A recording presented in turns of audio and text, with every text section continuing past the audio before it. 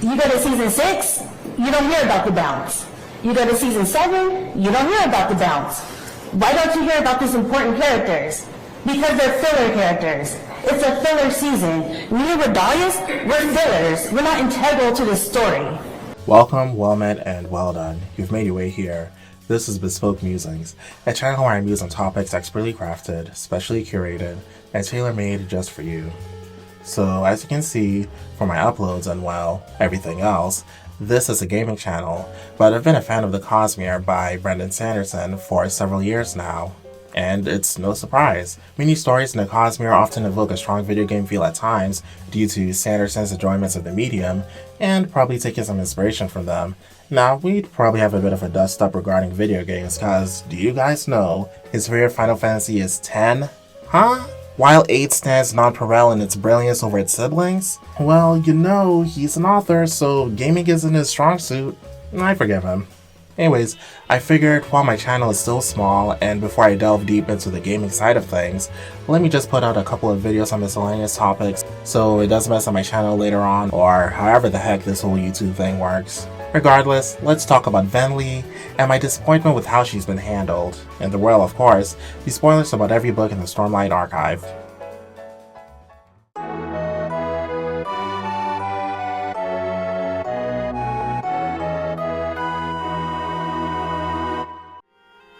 My biggest gripe with Venli, she simply does not feel like a main character. For someone who is being set up as the leader of one of the Knights Radiant Orders, she feels like an empty character, you know?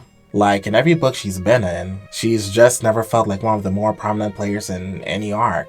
In what was supposed to be her novel, Rhythm of War, she was thoroughly upstaged by Navani, a character I thought was decent enough in the first 3 books, but grew to be one of my favorites due to Rhythm of War, the complete opposite of what happened with me towards Venli. Even in Words of Radiance, where she was introduced, she was upstaged by Eshonai, who felt like the sister primed to be a main character. In the short amount of time we had Eshonai, we had a character who was a just leader of a people, skilled in combat to wield shard gear, and noble enough to be receptive to discussions with her enemies. Meanwhile, Venli came to us an envious, spiteful, power-hungry schemer who ultimately caused the deaths of her sister, her people, countless innocents worldwide, and ineluctably, innocents of the Cosmere. Funny enough, despite being the catalyst for Odium's release, her actions and Words of Radiance were relatively subdued, you know? Is that the word? Like, we didn't spend a lot of time with the listeners. Correct me if I'm wrong, but weren't their perspectives confined to the interludes and the last part? And even when we did, Eshonai was a point of view character. Thus, we saw Venli's actions through her eyes mostly. So even though we could see Venli's machinations throughout the book and how it affected Eshonai and the rest of the listeners, it didn't feel as grand or as overt as other antagonists' own, like Sadius's or Taravangian's, since they were more present and had their own POV chapters. Yeah, this is Creative Writing 101. I'm just trying to explain why Venli, despite her abhorrent actions, which doomed not only Roshar but the Cosmere at large, still felt like a minor antagonist in Words of Radiance. And while she does become a main character in Oathbringer onwards, that feeling of her as a minor character persists, because other protagonists and antagonists, frankly, just have a better personality and more interesting, important things to do. Oathbringer is, by far, Venli's best showing. We see her in many lights and many situations, from being proud of herself for summoning the Everstorm and putting the humans on the back foot, to dismay and shock from discovering Eshonai's dead body, losing Demet, and finding Timbre, to resigned deference towards Odium after becoming his voice, and acknowledging how her scheming brought about the true desolations, to finally, quiet resolution as she bonds with Timbre to become a Knight Radiant and free the Parshmen. Like, yeah, other characters were still doing more interesting things than she was, and the majority of her chapters were once again interludes, but Venli at least had a strong personality and things to do. Subsequent books centered all her edges away and made her milquetoast with no real bite, for the sake of her redemption arc that a lot of people aren't even on board for. As I've stated a couple of times already, what Venli did in summoning the Everstorm and freeing Odium from Braze is legitimately one of the worst things anyone has ever done in the Cosmere, and the fact that that character is one we're suddenly supposed to root for and get behind because she feels bad about it, it's a tough sell. Especially since, again, a lot of people were rooting for her noble, likable sister and despised Venli for seemingly supplanting her. Now me, I'm on board. I love messy, complicated, generally unlikable female characters. This is a video game channel, so booktube folks probably don't know these characters, but Shion Uzuki from Xenosaga. Since you're here, you should at least put flowers on their graves out of respect. Just stop it. I can't believe we're talking about this again. Mom and Dad aren't even in those graves. You know just as well as I do where they are. Right? You and I were the only ones there that day. And if you had only been there sooner, they'd still be... And Kashawa Pavel from Tactics Ogre. You can't coddle him forever. He's no little boy anymore. Do not speak to me of my brother. He does not share your lust for blood. I have no love for war, but I'd sooner die on my feet than on my knees. You would die on the backs of others. You were the one who brought them in here, Kashawa. Because when I find a tool well suited for a job, I use it. At least one of us has the sense to recognize an opportunity. You should thank me. Is that how you see people? As tools? I'd have expected more of a Sybil. Are some of my favorite characters in video games, despite the hate they get from their respective communities. I will say though, it's very understandable that people don't like Venli, because even at a bare minimum, I don't think she's adequately come to terms with the magnitude of her actions. Like yeah, she's acknowledged that it was a terrible thing to do a couple of times here and there, mostly when it comes to herself and her people, but I need a scene with Venli in a future book, once Rasharans become involved with the other planets, and we get to see how much damage Retribution has wrought universe-wide, to sit back, look at everything transpiring, and feel all of that pain deep down into her bone marrow and her very core, because she has to realize she caused that. Yeah, you could say that Ulam warped her mind over the years, but as she and Tamber have acknowledged, Venli wanted this. She doesn't deserve 100% of the blame, and if not her, it would have been someone else. But she ultimately decided to go forth with this to feed her ambition and desire for recognition. Like, Venli, babes, we can't be talking about, oh, this may not be redemption, maybe just atonement, till you acknowledge the full extent of the harm you've inflicted, and not just to your people. Now, despite saying all that, I'm not a fan of where Venli's personality is going. Like I said, Venli is in a redemption arc, and there's going to be some shifts to her personality, but can we not strip all of her original character away to be quote-unquote likable? I mentioned it before, but many people aren't ever going to be on board with her for the severity of her actions, so like, can we forget trying to cater to those people, and just get a nicer, nobler Oathbringer Venli for those of us who actually like her? I miss the conniving, the haughtiness, the pridefulness. Let's not throw all those characteristics away. And I do appreciate Sanderson for still having some of it peek through here and there, but I prefer for it to be her defaults. Not just me though. I know Sanderson is adamant about Venli going down this path to sand all her edges off.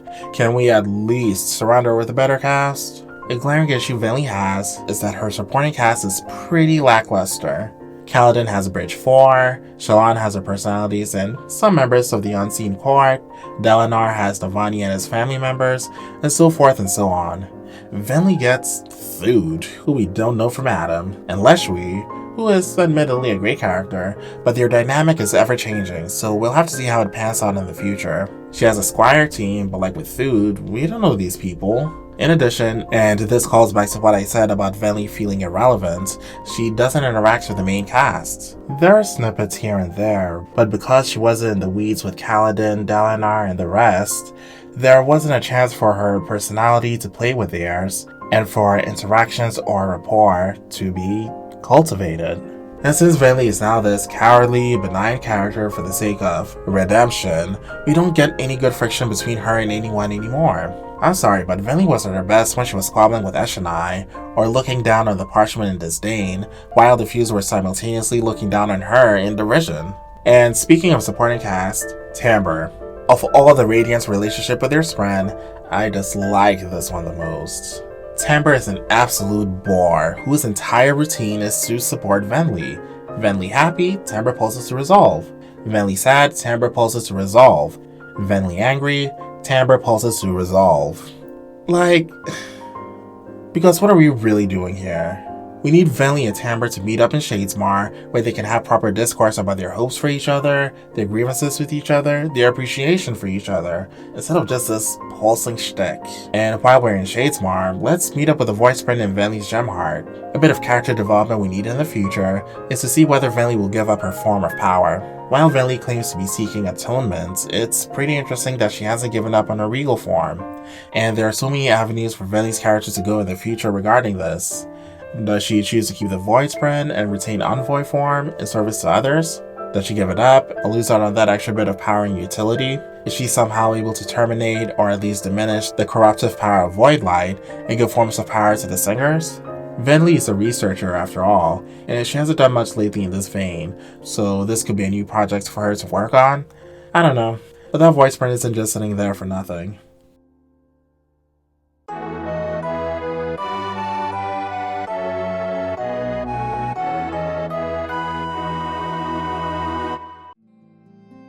Now, as far as we know, moving forward in the series, the second part of the arc will focus on the Dawn Singers, the Ancient Singers, and Venli being not only one of our 2 singer viewpoint characters, side note, hopefully we get more, but also the most attuned to the stone, the entity, and being a keeper of songs, both of which have a strong relationship to the past.